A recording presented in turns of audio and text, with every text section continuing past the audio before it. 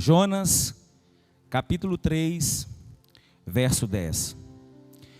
Viu Deus o que fizeram, como se converteram do seu mau caminho, e Deus se arrependeu do mal que tinha dito que lhes faria, e não o fez.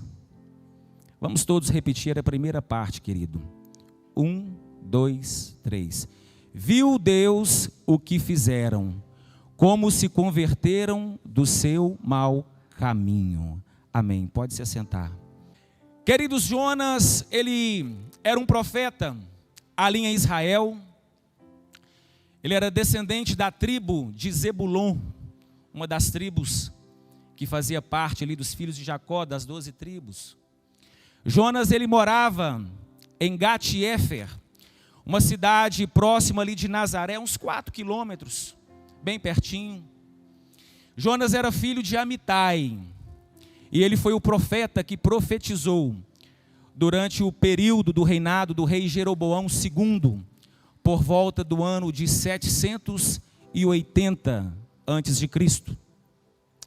E esse grande profeta, esse homem de Deus, ele é chamado ali no capítulo 1, no verso 2, onde vem a palavra do Senhor a Jonas, dizendo: Jonas, levanta-te, dispõe, erga-te, vá até a cidade de Nínive e prega aquela cidade, porque aquela cidade, a sua maldade, acendeu a minha ira. No original a palavra vai dizer, quero compartilhar com os irmãos, porque a sua malícia subiu até mim, vai dizer o texto. Então Deus chama Jonas agora para ele se levantar, para ele se dispor, para ele anunciar o evangelho, o arrependimento àquele povo.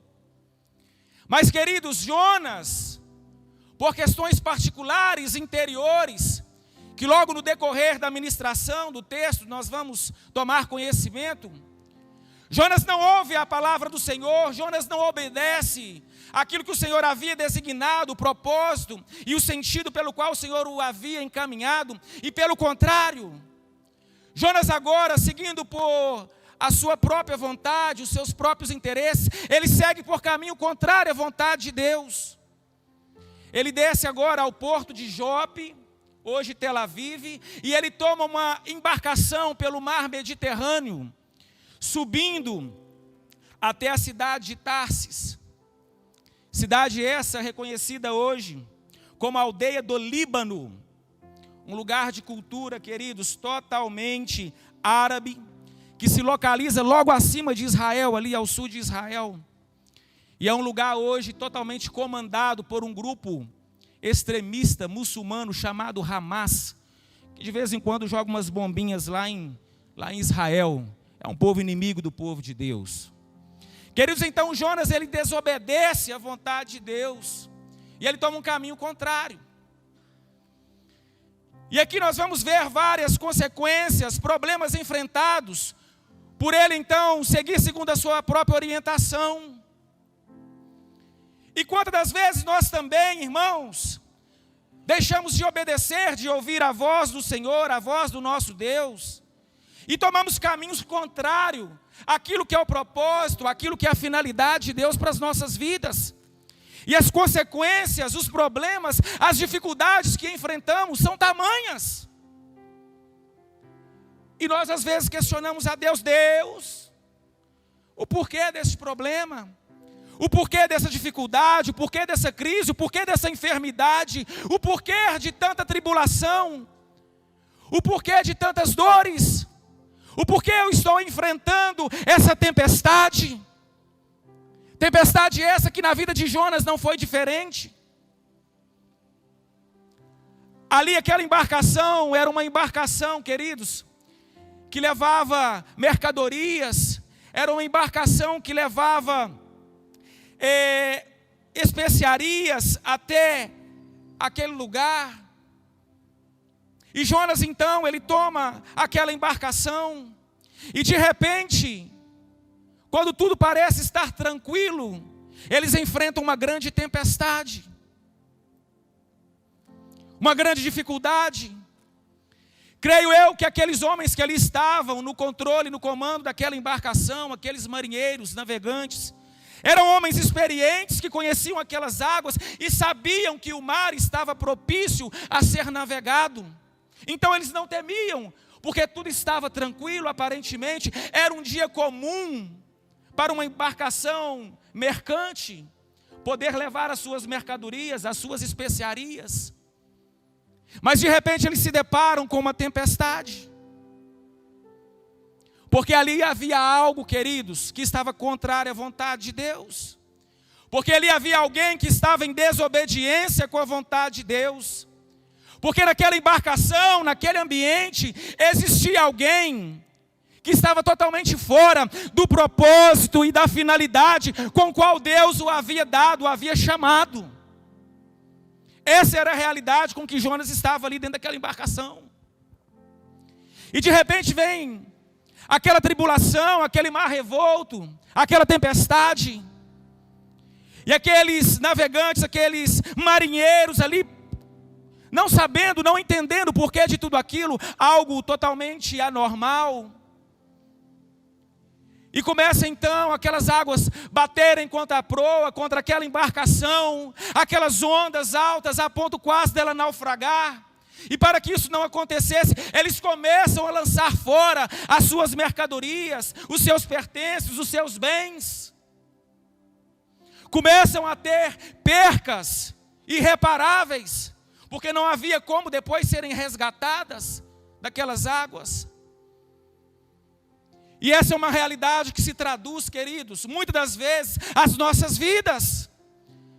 Quando nós tomamos uma direção, um propósito, que não é a vontade de Deus, quando nós navegamos, seguimos em caminhos contrários àquilo que é o propósito e a finalidade de Deus para as nossas vidas, as percas podem ser irreparáveis, assim como foram para aqueles homens.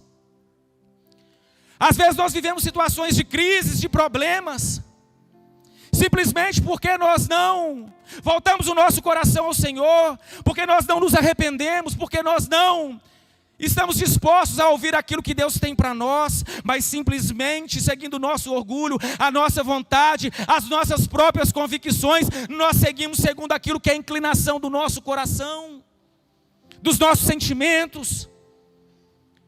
Nós sabemos que nós somos seres almáticos, que nós pensamos muitas das vezes não com a racionalidade, mas com os nossos sentimentos, com as nossas emoções. E Jonas, nesse momento, quando ele toma um caminho contrário, não foi diferente. Não foi. E simplesmente ele começa a viver aquela dificuldade, começa a viver aquela aflição. E aqueles homens não entendendo, em crise, em pânico. Mas será o que está acontecendo? Essa é uma realidade, irmãos, que às vezes nós vivemos dentro da nossa casa, da nossa família. Quando às vezes nós somos questionados o porquê de tanta dificuldade, o porquê de tanto problema, de tanta aflição. Precisamos olhar para dentro de cada um de nós e nos questionarmos, nos perguntarmos. Pedimos ao Senhor que traga o nosso entendimento e revele aos nossos corações, à nossa mente, aquilo que está fora do propósito dEle. Quando as coisas começarem a dar errado, quando a dificuldade bater em sua porta, quando chegar a tribulação, quando chegar, irmãos, a tempestade, é momento de você parar, é momento de você refletir, é momento de você se curvar e questionar o Senhor: Senhor, o que está de errado? Quando as percas começarem a acontecer, irmãos, e muitas das vezes nós somos os responsáveis pela circunstância vivida, pela dificuldade vivida. Mas quando nós olhamos à nossa volta, nós vamos encontrar muitas pessoas passando também as mesmas dificuldades, porque fazem parte do ambiente aonde nós estamos. Se o mal que nós cometemos, se os erros, se as dificuldades que nós nos dispomos, irmãos, a viver, se a consequência delas viesse somente para nossas vidas, tudo bem, menos mal. Mas nós colocamos pessoas, irmãos, como vítimas dessa situação, que estão à nossa volta, a sofrer, a terem percas. Enquanto sacerdote nos nossos lares, nós abrimos brechas através do pecado para que o mal entre e se estabeleça. Porque nós estamos fora da vontade, fora do propósito, fora do caminhar do Senhor. E aqueles homens tiveram percas, porque eles estavam naquele ambiente. A palavra vai nos ensinar isso em todo o tempo. Nós conhecemos a história de Abraão, que é chamado a se separar dos seus familiares, a seguir por uma terra que o Senhor lhe mostraria. E ele resolve caminhar, trazendo seu sobrinho Ló, que lhe traz muitos problemas, muitas dificuldades. Eles são obrigados a enfrentarem tribulações, guerras, conflitos, a fim de resgatar a Ló. Abraão enfrenta essas dificuldades. No meio dos seus servos, daqueles que trabalhavam para eles, há contendas, há dificuldades, há problemas, simplesmente porque ele não ouviu a voz de Deus. Abraão sai do meio da sua parentela e vai para a terra que eu lhe mostrarei. Não, ele leva o sobrinho dele. E só no momento em que eles se separam, que o Senhor então direciona Abraão para a terra em que ele seria abençoado e que o Senhor o prosperaria.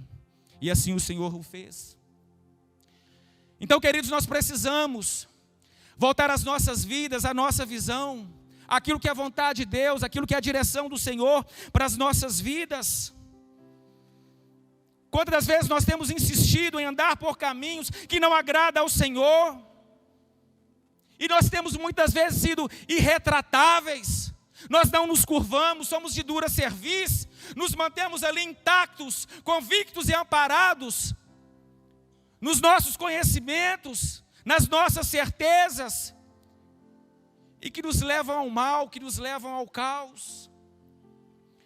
Quantas das vezes somos orgulhosos, vaidosos, soberbos, e não nos prostramos diante do Senhor em arrependimento, e vamos levando, tocando adiante as consequências de atitudes a qual nós não deveríamos ter.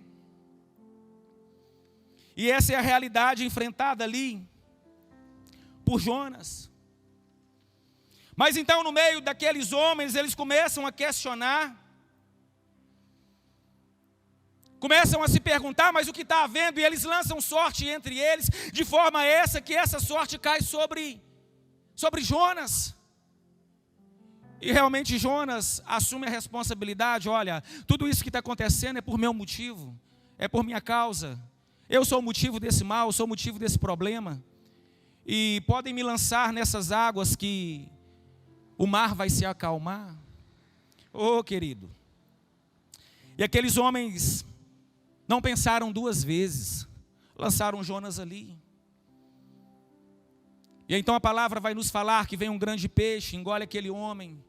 E ali em seu ventre Jonas se arrepende, ora. E Deus então permite que aquele grande peixe lance Jonas novamente às areias da praia. Irmãos, nós não sabemos ao certo até quando a graça do Senhor, a sua misericórdia, a sua benevolência, incomparável amor, será sobre as nossas vidas. Jonas teve uma segunda oportunidade de cumprir o propósito e a vontade de Deus. Mas nós não sabemos se essa oportunidade vai ser dada a nós. O Senhor tem te chamado, meu irmão, o Senhor tem te chamado, minha irmã, a se comparecer, a seguir o propósito, o chamado de Deus para a sua vida, a cumprir a finalidade e o propósito. E às vezes nós nos encontramos com os braços cruzados, com a boca fechada, com os lábios cerrados, sem proclamar, sem dizer, sem anunciar o Evangelho de Deus. Eu sei que eu falo nesta noite com inúmeras pessoas capacitadas, cheias do poder de Deus. Pessoas com dons, com talentos, na pregação, na ministração, na oração, no dom de cura, de libertação, de louvar ao Senhor. E chegou o tempo de você se posicionar. Chegou o tempo, meu querido, de você se levantar como instrumento de Deus nessa terra e anunciar e cumprir a vontade, o propósito do Senhor na sua vida, seguindo na direção, no caminho em que Deus tem te conduzido.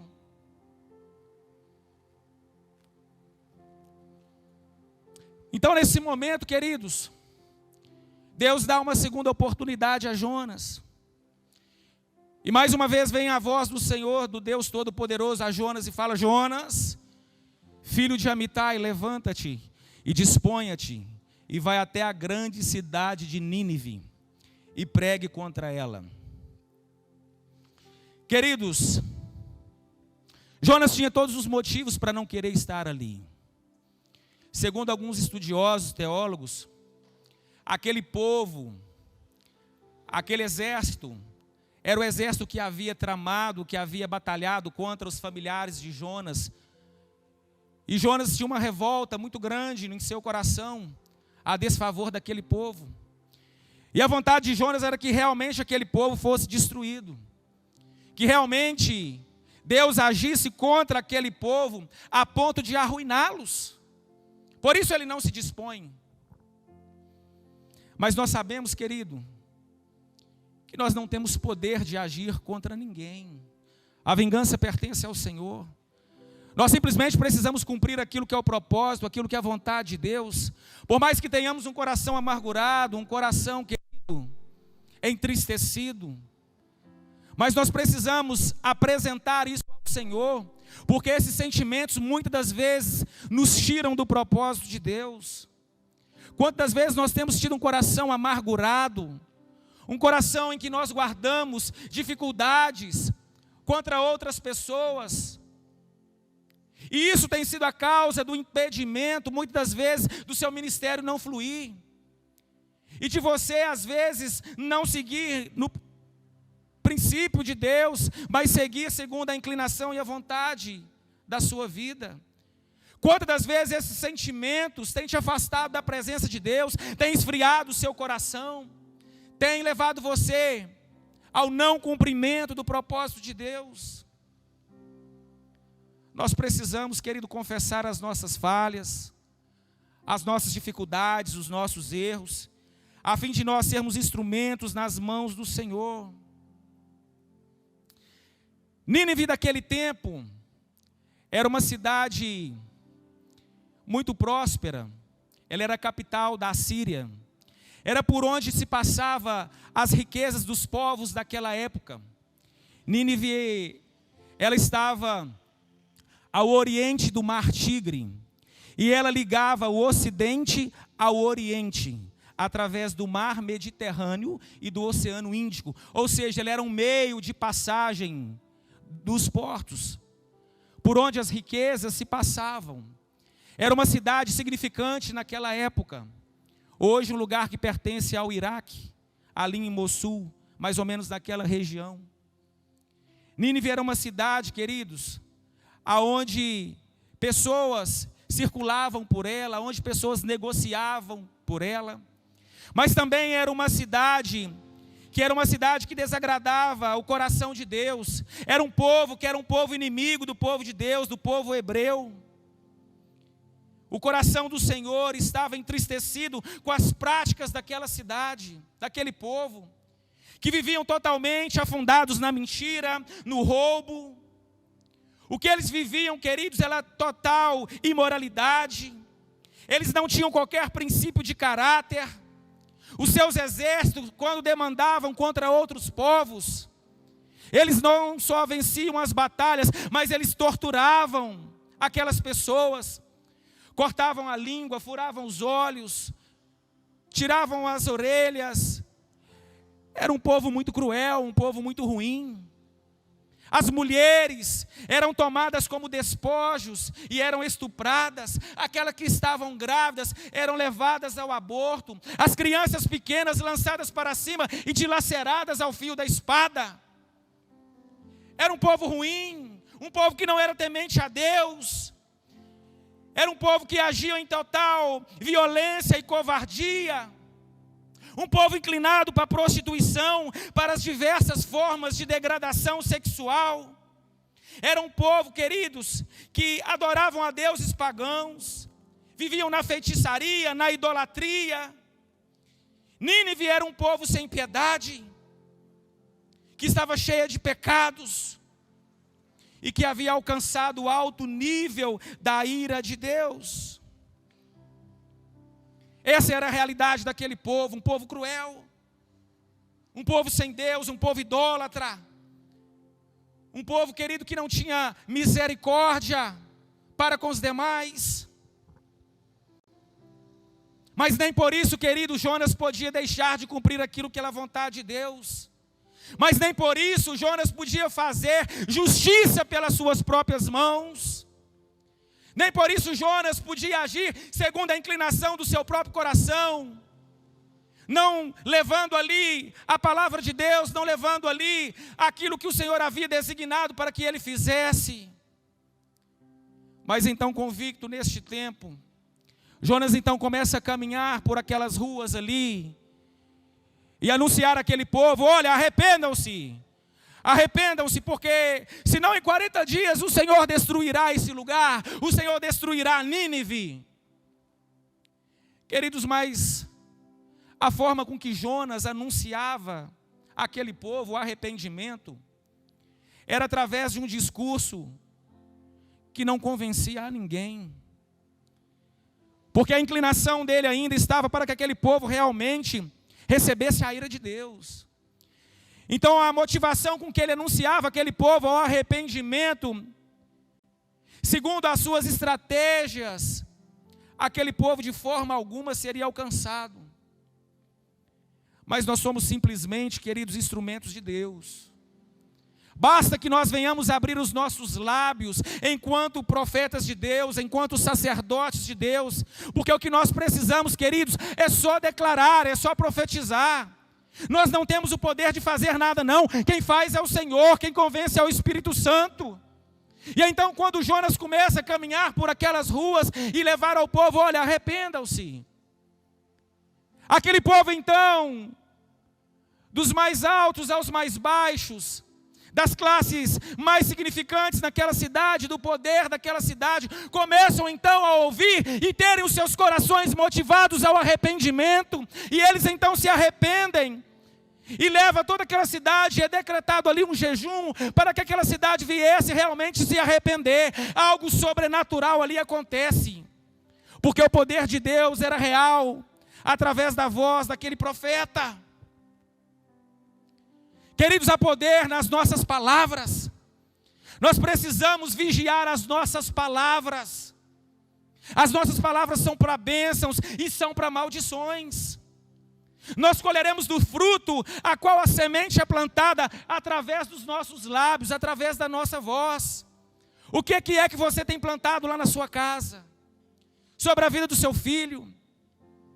Sobre a sua fonte de renda? Sobre o seu trabalho?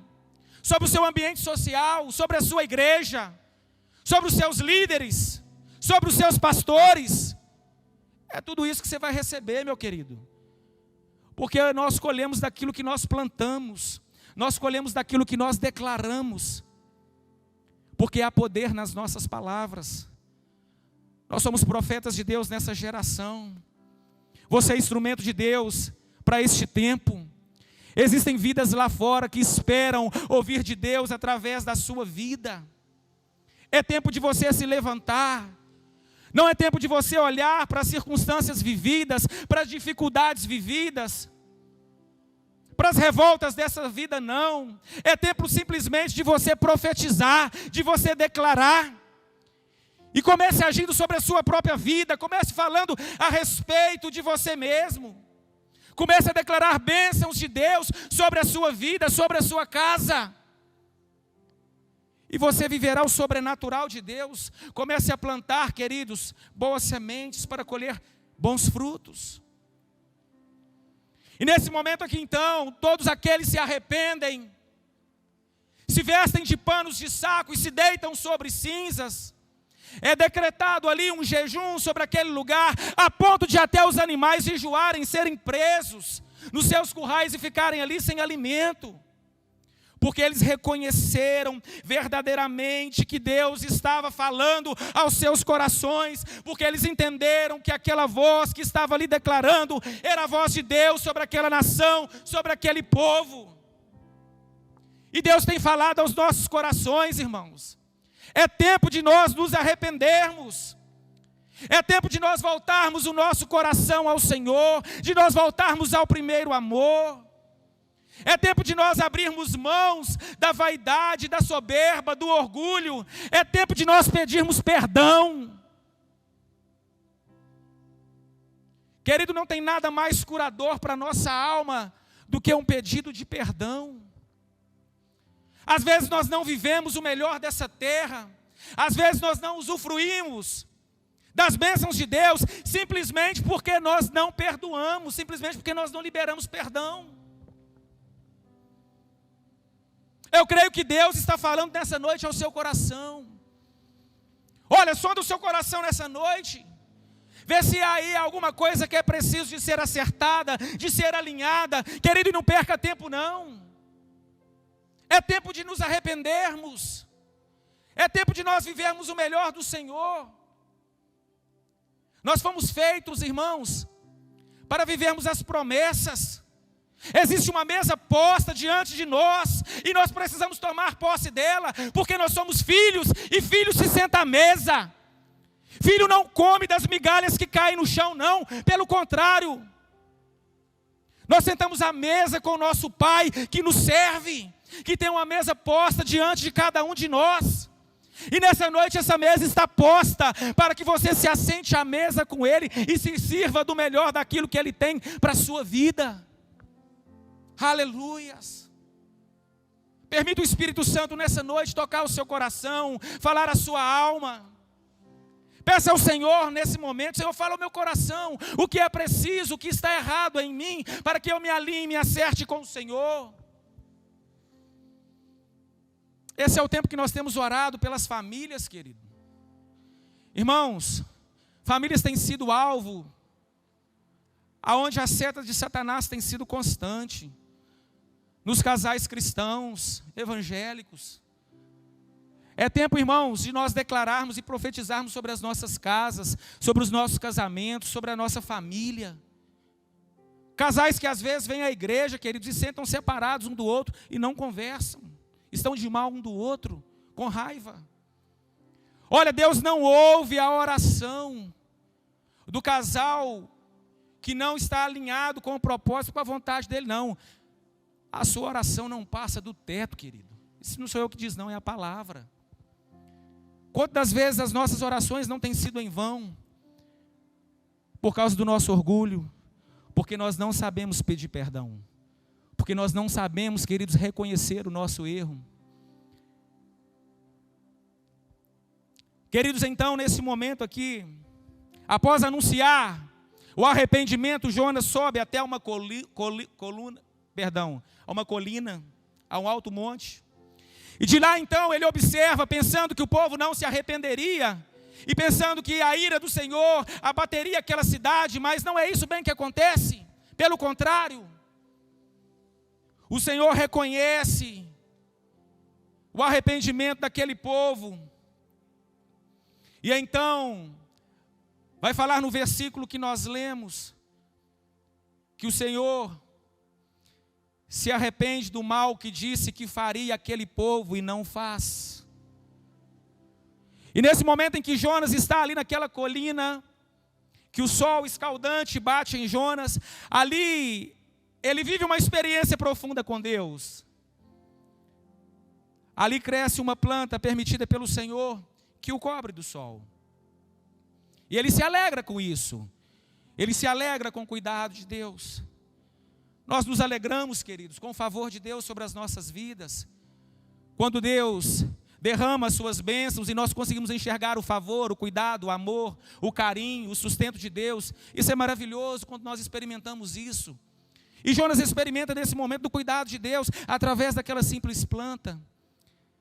Mas numa noite ela cresce, e numa pós-noite o Senhor permite que um verme a abate. Então Jonas se ira contra Deus. E então Deus fala com Jonas: é razoável esta tua ira por causa da planta? Então quer dizer que você está amargurado, entristecido e ficou irado porque essa planta agora, ela não existe mais? E então, Deus vira para Jonas e fala: olha, se você está abatido por causa da condição em que está vivendo desta planta, quem dirá eu? Lá embaixo tem mais de 120.000 pessoas que não sabem discernir entre a mão direita e a sua mão esquerda. E não teria eu compaixão por cada uma delas? E naquele momento então, Jonas entende o amor de Deus, a compaixão do Senhor, e entende o propósito de Deus para a vida daquele povo. Queridos, e exemplo como esse, de compaixão e amor, nós conhecemos que foi declarado ali na cruz do Calvário. Quando Jesus então, ele é trocado por Barrabás. O povo não sabia o que estava fazendo, não sabiam discernir da sua mão direita à esquerda o que faziam. E eles escolhem então, para ser livre, Barrabás, e escolhem crucificar Jesus. E naquele ato da crucificação, aqueles que viriam e que deveriam receber a Cristo, simplesmente, ao invés de recebê-lo, irmãos, o exclui, não aceita e o crucificam. E naquele ato, Jesus, ali naquele momento, na cruz, ele ora a Deus e diz: Pai, perdoa-os, eles não sabem o que fazem. Esta é a compaixão, é o amor que nós temos experimentado todas as vezes que nós tomamos a direção que não devíamos tomar. Esse é o amor que o Senhor tem derramado pelas nossas vidas, todos os momentos que declaramos e que falamos aquilo que não devíamos falar. Esse é o amor, querido, derramado pela minha vida, pela sua vida, todas as vezes que nós escolhemos o mundo e que nós deixamos ao Senhor. O amor, a graça, a misericórdia e o favor dele continua sendo presente nas nossas vidas. Sabe por quê, querido? Porque Deus nos amou primeiro e nos escolheu para vivermos na Nova Jerusalém. Antes que céus e terras fossem formados, Ele já havia nos escolhido. E o seu favor e a sua graça e a sua infinita misericórdia tem sido derramada sobre as nossas vidas todos os dias, através de Jesus. Aleluias. Quero te convidar nesse momento a se colocar de pé, convidar a equipe de louvor.